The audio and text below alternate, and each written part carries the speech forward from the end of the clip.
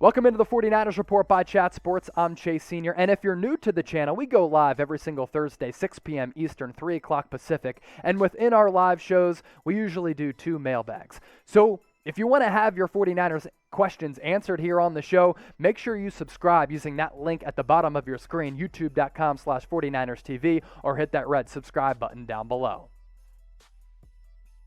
Let's kick off this question with a super chat, $2 from Tommy Huxley.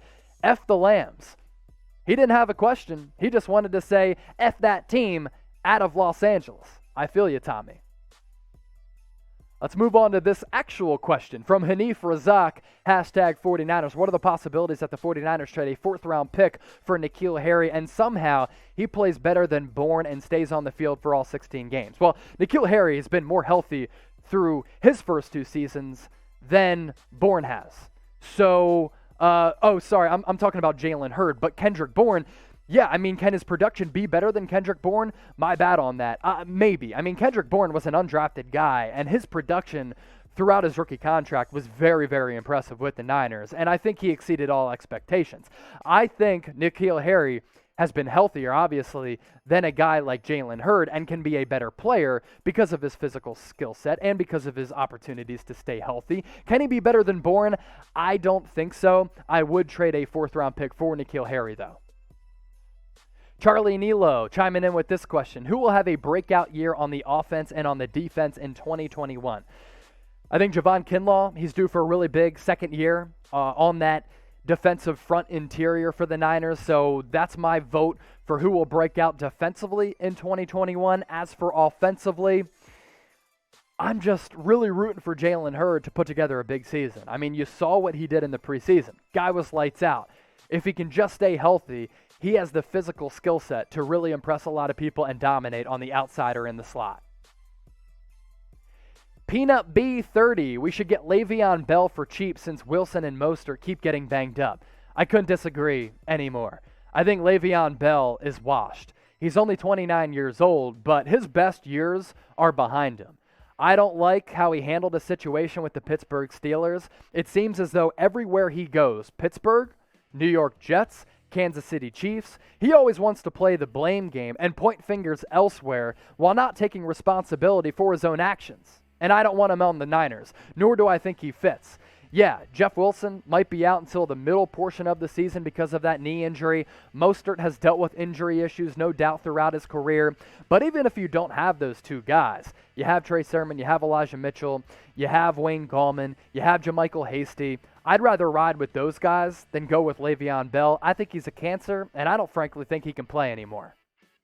LeVeon Bell is currently a free agent. There are also a lot of other free agents out there who the Niners might target leading into training camp or during training camp if injuries happen. So name a free agent you want the 49ers to avoid, like I would want to avoid LeVeon Bell. Get those names in the comment section.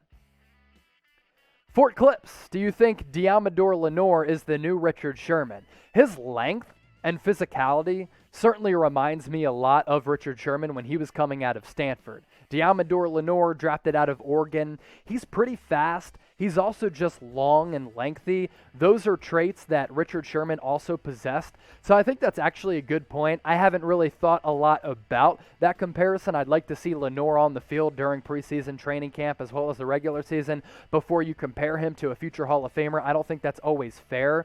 But in terms of him being long and physical, that is a good comparison. The Rainbow Cow, can Jimmy G get us a second rounder?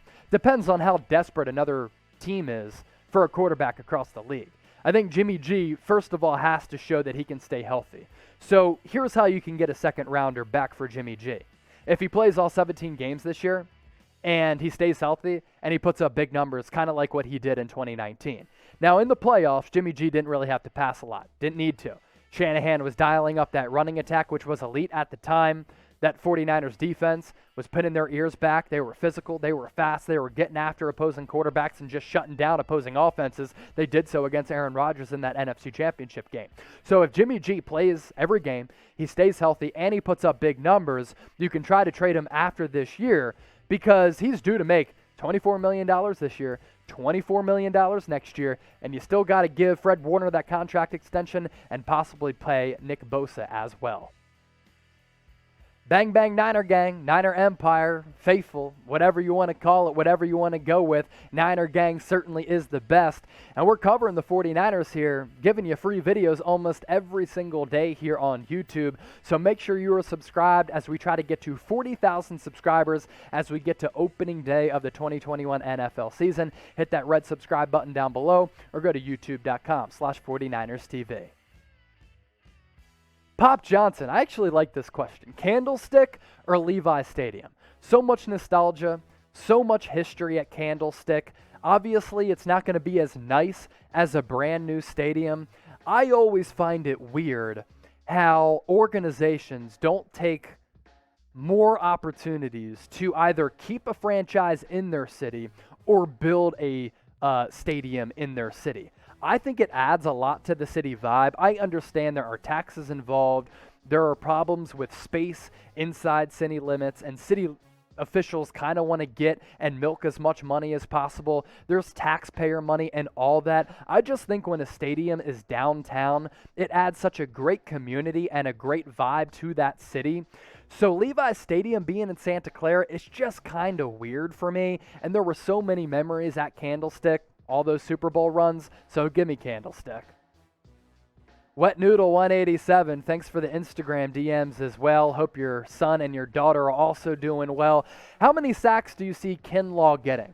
He's not the biggest sack guy, but because you have Nick Bosa and some of the other talented guys across this defensive front, like, is it possible for Javon Kinlaw to have 7 sacks from the defensive tackle position? I actually think that's a really, really good number.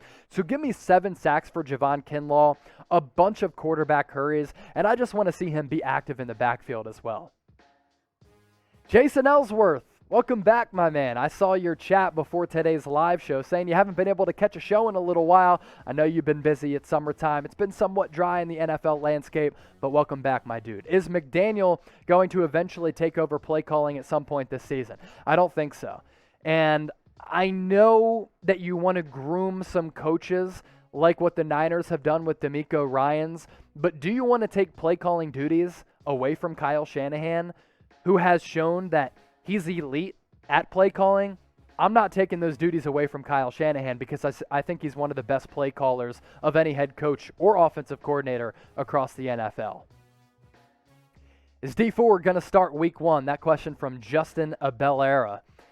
I'm not going to put any money on it. That's for damn sure, because anytime you're coming back as a pass rusher where you need to be physical and show some bend and physicality coming off the edge and you're dealing with neck and back injuries, that's not good. And that kind of spells disaster. So it'd be great for the Niners if Dee Ford can kind of get back to that form that you saw early on in 2019 before he suffered some of those injuries and basically didn't play last year either. And also, you're paying him a lot of money even though you restructured his contract. I just don't have any faith that he can stay healthy. Damn, Daniel, with this question coming in. How do you feel about the cornerbacks heading into the season? I feel good about them. I still think that you can add to that unit. Can you go after Richard Sherman? Can you look elsewhere out on the free agent market and maybe go after a guy like Steven Nelson, who I still think is one of the better upper echelon cornerbacks in the league? I like what they have going on. Emmanuel Mosley, K'Wan Williams, Jason Verrett. I like the safeties as well. I think that Tony Jefferson signing is sneaky good. Yeah, he hasn't played since 2019. Didn't play last year because of that torn ACL. I like the secondary as a whole. I do like the cornerbacks. I'm just not sure there's enough depth there. And speaking of depth, they're going to have to rely on Ambry Thomas as well as Deommodore Lenoir. So we're talking about cornerbacks right now and this 49ers secondary. Let me ask you this. 49ers defense is top what in the NFL going into 2021? Top 5, top 10? You want to go low and say top 15? I think they're a top 10 defense, but get your votes in down below. Jay Moose, do you think Alex Mack is going to Canton? It's really hard for centers to go to the Hall of Fame. They're not going to be first ballot guys because there are a bunch of other sexy, more appealing options at quarterback, running back, wide receiver, big sack guys. But man, Alex Mack has put together a tremendous career with the Browns, with the Falcons, and I still think, even though he's in his mid-30s, he's going to play well in San Francisco. I mean, he's taken over for Weston Richburg. He's got big shoes to fill. What better guy to go to than Alex Mack? Still think he's one of the best centers in the league. Is he a Hall of Famer? Potentially. Brandon Lau, will Arik Armstead get 10-plus sacks like in 2019? I know so many people said last year was a disaster for Arik Armstead. In terms of production, in terms of numbers, yeah, maybe you could say that. But to go as far as to say it was a disaster, I don't think so. Is he going to get 10 sacks? I don't know if he's a double-digit sack guy. Of course, it happened in 2019, right? But I don't think it happens this year. I think Nick Bosa is going to be the guy who goes wild.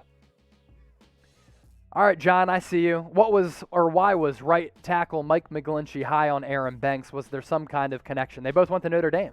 They're both Notre Dame guys. They've actually been hanging out throughout the offseason. So there's a little bit of kinship there, a little bit of a friendship, a little bit of a relationship there as well. And I think Aaron Banks is going to help out Mike McGlinchey.